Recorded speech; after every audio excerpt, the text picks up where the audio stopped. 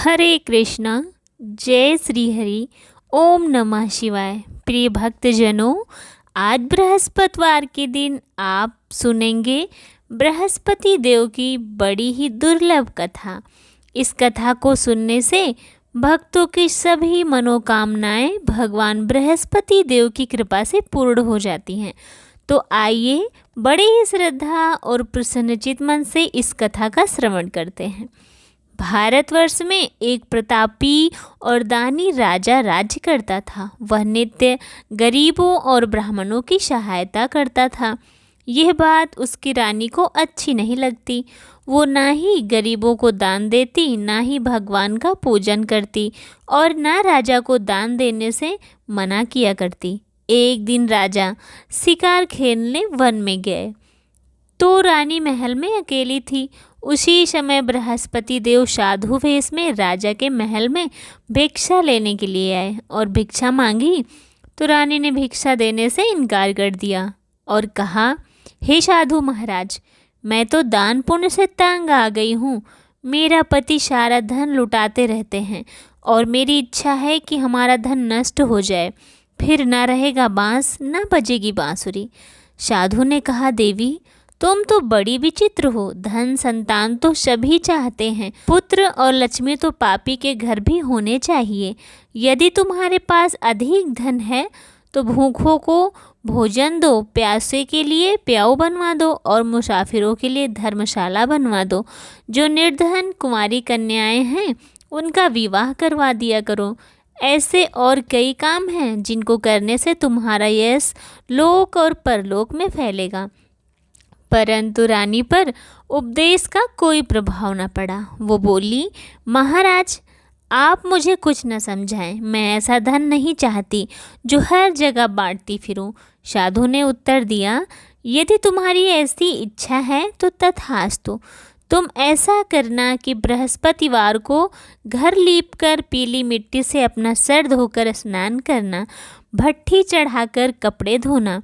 ऐसा करने से आपका सारा धन नष्ट हो जाएगा। इतना कहकर वो साधु महाराज वहाँ से चले गए और साधु के कहे अनुसार बातों से पूरा करते हुए रानी को केवल तीन बृहस्पतिवार ही बीते थे। उनकी समस्त धन संपत्ति नष्ट हो गई। भोजन के लिए राजा का परिवार तरसने लगा। तब एक दिन राजा ने रानी से बोला कि हे रानी, तुम यहीं रहो, मैं दूसरे देश जाता हूँ, क्योंकि यहाँ पर सभी लोग मुझे जानते हैं, इसलिए मैं कोई छोटा कार्य नहीं कर सकता। ऐसा कहकर राजा परदेश चला गया। वहाँ वो जंगल से लकड़ी काट कर लाता और शहर में बेचा करता। इस तरह वो अपना जीवन व्यतीत करने लगा। इधर राजा के परदेश जाते ही रानी और दासी दुखी रहने लगी। एक बार जब रानी और दासी को 7 दिन तक बिना भोजन के रहना पड़ा तो रानी ने अपनी दासी से कहा, हे दासी, पास ही एक नगर में मेरी बहन रहती है, बड़ी धनवान है, तो उसके पास जा और कुछ लेकर आ ताकि थोड़ा बहुत गुजर बसर हो सके। रानी दासी की बहन के पास गई। उस दिन गुरुवार था और रानी की बहन उस समय बृहस्पतिवार व्रत की कथा सुन रही थी। रानी की बहन उस समय बृहस्पतिवार व्रत की कथा सुन रही थी। दासी ने रानी की बहन को अपनी रानी का संदेश सुना दिया, लेकिन रानी की बड़ी बहन ने कोई उत्तर नहीं दिया। जब दासी को रानी की बहन से कोई उत्तर न मिला तो वो बहुत दुखी हुई और उसे क्रोध आ गया। दासी ने वापस आकर रानी को सारी बात बता दी। सुनकर रानी ने अपने भाग्य को कोसा। उधर रानी की बहन ने सोचा कि मेरी बहन की दासी आई थी, परंतु मैं उससे नहीं बोल सकी, इससे वह बहुत दुखी हुई होगी। कथा सुनकर और पूजन समाप्त करने के बाद वो अपनी बहन के घर आई और कहने लगी, हे बहन, मैं बृहस्पतिवार व्रत कर रही थी, तुम्हारी दासी मेरे घर आई थी, परंतु जब तक कथा होती है तब तक ना मैं उठती हूँ ना बोलती हूँ, इसलिए मैं नहीं उठ सकी। कहो दासी, क्यों गई थी मेरे घर? रानी बोली, बहन, तुमसे क्या छिपाऊं, हमारे घर में खाने तक को अनाज नहीं था। ऐसा कहते कहते रानी की आंखें भर आई। उसने दासी समेत पिछले 7 दिनों से भूखी रहने तक की अपनी आप बीती विस्तार से बहन को सुना दी।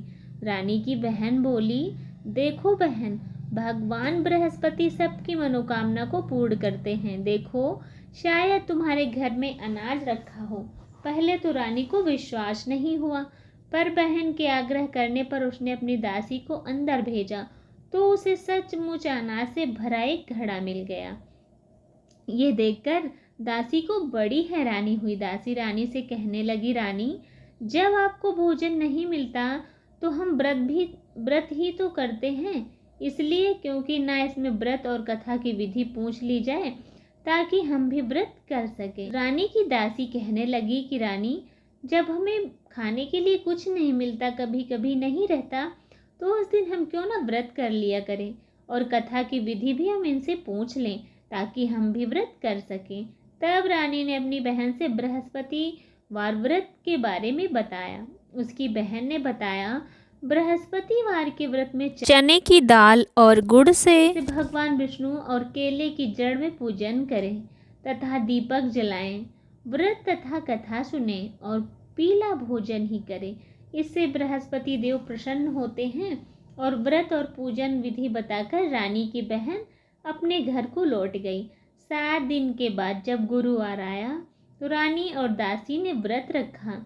गुड़साल में जाकर चना और गुड़ लेकर आई, फिर उससे केले की जड़ तथा भगवान विष्णु का पूजन किया। अब पीला भोजन कहाँ से लाएं? इस बात को लेकर दोनों बहुत दुखी थे, क्योंकि उन्होंने व्रत रखा था। इसलिए बृहस्पति देव उनसे प्रसन्न थे। इसलिए वे एक साधारण व्यक्ति का रूप धारण करके 2 थालों में सुंदर पीला भोजन दासी को दे गए। भोजन पाकर दासी बहुत प्रसन्न हुई और फिर रानी के साथ मिलकर भोजन ग्रहण किया। इसके बाद वे सभी गुरुवार को व्रत और पूजन करने लगे। बृहस्पतिवार भगवान की कृपा से उनके पास फिर से धन संपत्ति आ गई, परंतु रानी फिर से पहले की तरह आलस्य करने लगी। तब दासी बोली, देखो रानी, तुम पहले भी इस प्रकार आलस्य करती थी। तुम्हें धन रखने में कष्ट होता था, इस कारण सभी धन नष्ट हो गया, और अब जब भगवान बृहस्पति की कृपा से धन मिला है तो तुम्हें फिर से आलस आ रहा है। रानी को समझाते हुए दासी कहती है कि बड़ी मुसीबत के बाद हमने ये धन पाया है, इसलिए तुम्हें दान पुण्य करना चाहिए, भूखे मनुष्यों को भोजन कराना चाहिए, धन को शुभ कार्यों में लगाना चाहिए, जिससे तुम्हारे कुल का यश बढ़ेगा, स्वर्ग की प्राप्ति होगी और पितृ प्रसन्न होंगे। दासी की बात मानकर रानी अपना धन शुभ कार्यों में खर्च करने लगी, जिससे पूरे नगर में उनका यश फैलने लगा। उधर एक दिन राजा दुखी होकर जंगल में पेड़ के नीचे आसन जमाकर बैठ गया। वह अपनी दशा को याद करके व्याकुल होकर रोने लगा। बृहस्पतिवार का दिन था। एकाएक उसने देखा कि निर्जन वन में एक साधु प्रकट हुए। वह साधु वेश में स्वयं बृहस्पति देवता थे। लकड़हारे के सामने आकर बोले, हे लकड़हारे, इस सुनसान जंगल में तू इतना चिंता मगन क्यों है? लकड़हारे ने दोनों हाथ जोड़कर प्रणाम किया और उत्तर दिया, महात्मन, आप सब कुछ जानते हैं, मैं क्या कहूँ? ये कहकर लकड़हारा रोने लगा और साधु को अपनी आत्मकथा सुनाई। महात्मा जी ने कहा, तुम्हारी स्त्री ने बृहस्पतिवार के दिन बृहस्पति भगवान का निरादर किया था, जिसके कारण रुष्ट होकर उन्होंने तुम्हारी ये दशा कर दी। अब तुम चिंता को दूर करके मेरे कहने पर चलो तो तुम्हारे सब कष्ट दूर हो जाएंगे और भगवान पहले से भी अधिक संपत्ति दे देंगे। तुम बृहस्पतिवार के दिन कथा किया करो। 2 पैसे के चने गुड़ लाकर उसका प्रसाद बनाओ और शुद्ध जल से लोटे में शक्कर मिलाकर अमृत तैयार करो। कथा के पश्चात अपने सहपरिवार सुनने और प्रेमियों में अमृत का प्रसाद बांटकर खुद भी ग्रहण किया करो। ऐसा करने से भगवान तुम्हारी सब मनोकामनाएं पूरी करेंगे। साधु के ऐसे वचन सुनकर लकड़हारा बोला, हे प्रभु, मुझे लकड़ी बेचकर इतना पैसा मिलता है जिससे भोजन के उपरांत कुछ बचा सकूं। मैं रात्रि में अपनी स्त्री को व्याकुल देखा है। मेरे पास कुछ भी नहीं है जिससे मैं उसकी खबर मंगा सकूं। और फिर बृहस्पति देव की क्या कहानी है, सुनो, मुझे तो कुछ भी नहीं मालूम है। साधु ने कहा, हे लकड़हारे, तुम किसी बात की चिंता मत करो। बृहस्पतिवार के दिन तुम रोजाना की तरह लकड़ियां लेकर शहर जाओ। तुमको रोज से दुगना धन प्राप्त होगा, जिससे तुम भली भांति भोजन कर लोगे और बृहस्पति देव की पूजा का सामान भी आ जाएगा। बृहस्पति देव कथा इस प्रकार है, सुनो। प्राचीन काल में एक ब्राह्मण रहता था। वो बहुत निर्धन था। उसकी कोई संतान नहीं थी। उसकी स्त्री बहुत मलिनता के साथ रहा करती। वह स्नान भी नहीं करती, किसी देवता का पूजन भी नहीं करती। इससे ब्राह्मण देवता बड़े दुखी थे। बेचारे बहुत कुछ कहते, किंतु उसका कुछ परिणाम ना निकलता। भगवान की कृपा से ब्राह्मण की स्त्री के कन्या रूपी रत्न पैदा हुआ। कन्या बड़ी होने पर प्रातः स्नान करके भगवान विष्णु का जाप और बृहस्पतिवार का व्रत करने लगी। अपने पूजन पाठ को समाप्त करके विद्यालय जाती और अपनी मुट्ठी में जौ भर के ले जाती और पाठशाला के मार्ग में डाल जाती।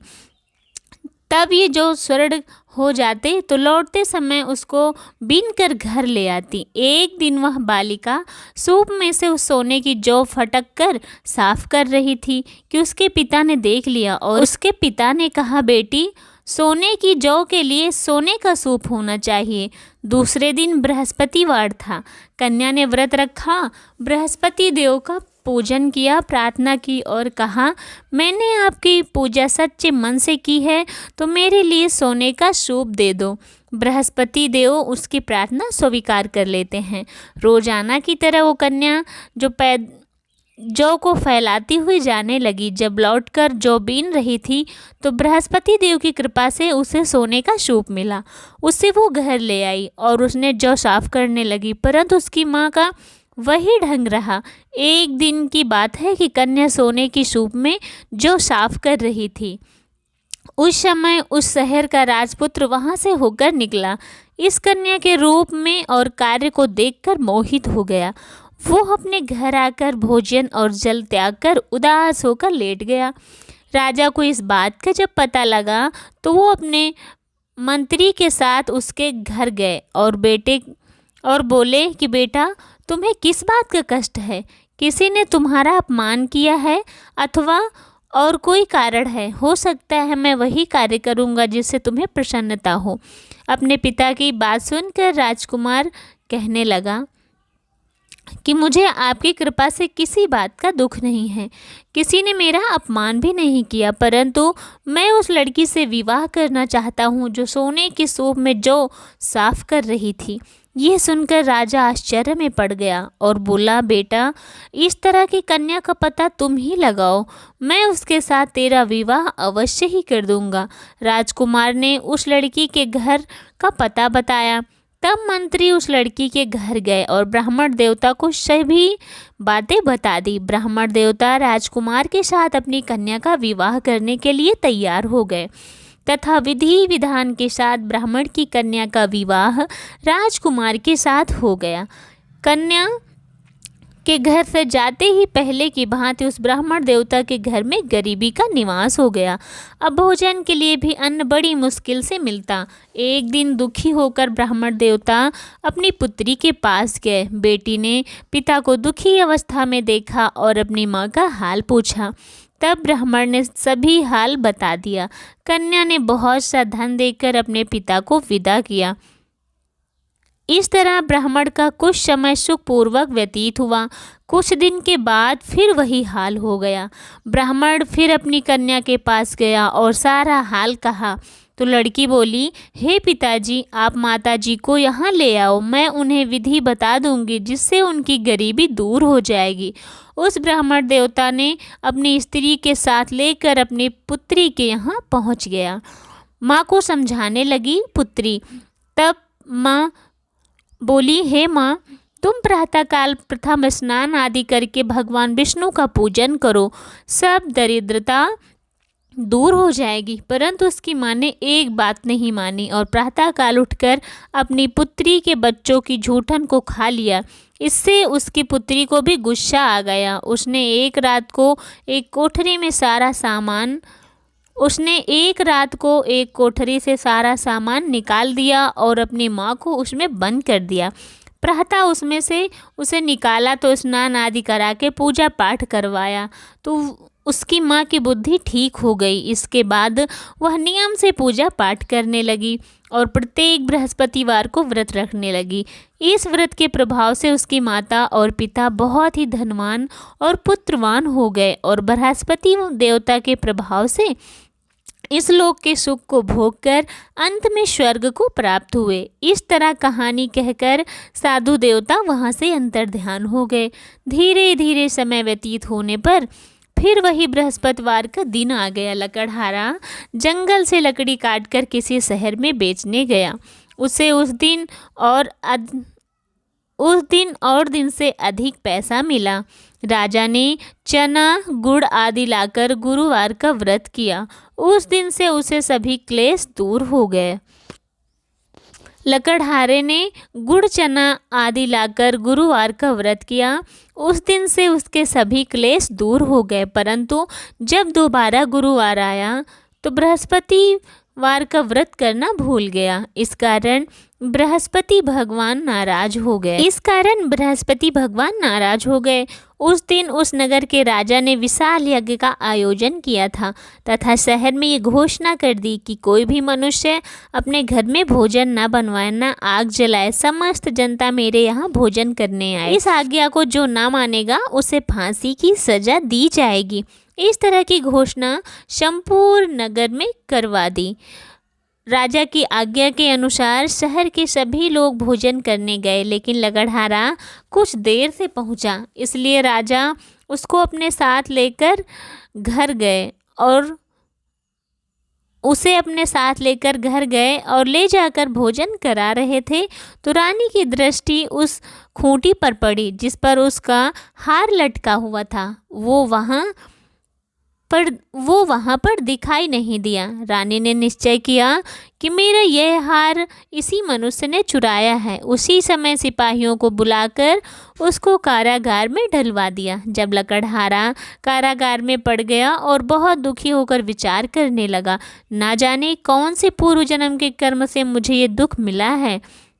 उसी साधु को याद करने लगा जो कि जंगल में मिला था। उसी समय तत्काल बृहस्पति देवता साधु के रूप में प्रकट हुए और उसकी दशा को देखकर कहने लगे, मूर्ख, तूने बृहस्पति देव की कथा नहीं करी, इस कारण तुझे दुख प्राप्त हुआ है। अब चिंता मत कर। बृहस्पतिवार के दिन कारागार के दरवाजे पर 4 पैसे पड़े मिलेंगे, उनसे तू बृहस्पति देव की पूजा करना, तेरे सभी कष्ट दूर हो जाएंगे। बृहस्पतिवार के दिन उसे 4 पैसे मिले। लकड़हारे ने कथा कही। उसी रात्रि को बृहस्पति देव ने उस नगर के राजा को स्वप्न में कहा, हे राजा, तुमने जिस आदमी को कारागार में बंद कर दिया है वो निर्दोष है, वो राजा है, उसे छोड़ देना। रानी का हार उसी खूंटी पर लटका है। अगर तू ऐसा नहीं करेगा तो मैं तेरे राज्य को नष्ट कर दूंगा। इस तरह रात्रि के स्वप्न को देखकर राजा प्रातःकाल उठा और खूंटी पर हार देखकर लकड़हारे को बुलाकर क्षमा मांगी और लकड़हारे को योग्य सुंदर वस्त्र आभूषण देकर विदा कर दिया। बृहस्पति देव की आज्ञा के अनुसार लकड़हारा अपने नगर को चला गया। राजा जब अपने नगर के निकट पहुंचा तो उसे बड़ा आश्चर्य हुआ। नगर में पहले से अधिक बाग, तालाब, हरियाली, खुशहाली, धर्मशाला, मंदिर आदि बन गए। राजा ने पूछा, ये किसका बाग है, किसका धर्मशाला है? तब नगर के सब लोग कहने लगे, ये सब रानी और बंदी के जो राजा हैं उनके प्रभाव से ऐसा हुआ है। राजा को आश्चर्य हुआ और गुस्सा भी आया। जब रानी ने ये सब खबर सुनी कि राजा आ रहे हैं तो उन्होंने दासी से कहा, हे दासी, देख, राजा हमको कितनी बुरी हालत में छोड़ गए थे। हमारी ऐसी हालत देखकर वो लौट रहे हैं, इसलिए तू दरवाजे पर खड़ी हो जा। आज्ञा के अनुसार दासी दरवाजे पर खड़ी हो गई। राजा आए तो उन्हें अपने साथ लेकर आई। तब राजा ने क्रोध करके अपनी रानी से पूछा, ये धन तुम्हें कैसे प्राप्त हुआ? तब उन्होंने कहा, हमें ये सब धन बृहस्पति देव के इस व्रत के प्रभाव से प्राप्त हुआ। राजा ने निश्चय किया कि 7 रोज बाद जो बृहस्पतिवार आएगा उस दिन हम बृहस्पति देव का पूजन करेंगे, परंतु मैं प्रतिदिन में 3 बार कहानी और रोज व्रत किया करूँगा। अब हर समय राजा के दुपट्टे में चने की दाल बंधी रहती, दिन में 3 बार कहानी कहते। एक रोज राजा ने विचार किया कि चलो अपनी बहन के यहाँ हो आएं। इस तरह निश्चय करके राजा घोड़े पर सवार होकर अपनी बहन के यहाँ चलने लगा। मार्ग में उसने देखा कि कुछ आदमी एक मुर्दे को लिए जा रहे हैं। उन्हें रोककर राजा कहने लगा, अरे भाइयों, मेरी बृहस्पति देव की कथा सुन लो।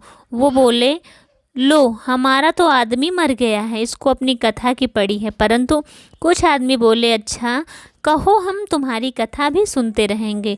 राजा ने दाल निकाली और जब कथा आधी हुई तो मुर्दा हिलने लगा, और जब कथा समाप्त हुई तो मुर्दा राम राम कह के मनुष्य राम राम करके खड़ा हो गया। आगे मार्ग में उसे किसान खेत में हल चलाता मिला। तो राजा ने उसे देखकर कहा, अरे भैया, तुम मेरे बृहस्पति देव की कथा सुन लो। किसान बोला, जब तक मैं तेरी कथा सुनूंगा तब तक तुम्हें 4 हरैया मार लूँगा। जा अपनी कथा किसी और को सुनवाना। इस तरह राजा आगे चला गया। राजा के हटते ही बैल पछाड़ खाकर गिर गए और किसान के पेट में चोट लग गई। उस समय उसकी माँ रोटी लेकर आई। उसे जब ये देखा तो उसे अपने पुत्र से हाल पूछा। बेटे ने सभी हाल कह दिया। बुढ़िया दौड़ी दौड़ी उस घुड़सवार के पास गई और बोली कि मैं तेरी कथा सुनूंगी, तू अपनी कथा मेरे खेत पर चलकर कहना। राजा ने बुढ़िया के खेत में जाकर कथा कही, जिसे सुनते ही बैल उठ खड़े हुए और किसान के पेट में दर्द बंद हो गया। इस तरह से सभी के दुख दूर हो गए बृहस्पति देव की कृपा से। तो जो इस कथा को सुनता है, जो सुनाता है और जो हाँ भरता है, उसकी समस्त मनोकामनाएं पूरी होती हैं और बृहस्पति देव अपनी कृपा दृष्टि सदैव उस पर बनाए रखते हैं। तो दोस्तों, अगर आपको ये कहानी अच्छी लगी है तो मेरे चैनल को लाइक करें, सब्सक्राइब करें और कमेंट में जय बृहस्पति देव जरूर लिखें। मिलते हैं नेक्स्ट वीडियो में, तब तक के लिए राधे राधे दोस्तों।